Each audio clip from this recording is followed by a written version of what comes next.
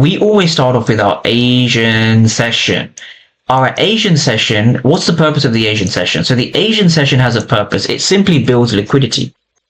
The Asian session builds liquidity, right? So this liquidity building is very, very important, right? So when we have our Asian range, right, what we need to understand is we see that the price action takes out the Asian range high first, right? So let's break this down. So once we have the Asian range like this, we are simply looking for, as you can see, price heads lower before heading higher.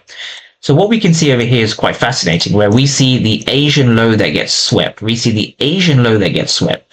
So what happens here?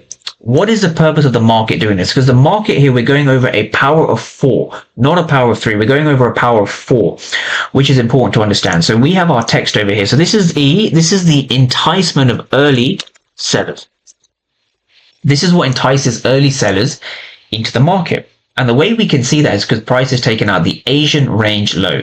So when price takes out the Asian range high, this is where we begin to look for a potential setup. So price has taken out the Asian range high just like this.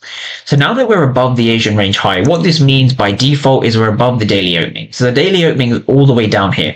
So a quick tip, whenever you're looking for a sell trade, you always want to be trading above the daily opening, right? This is the most important thing to understand.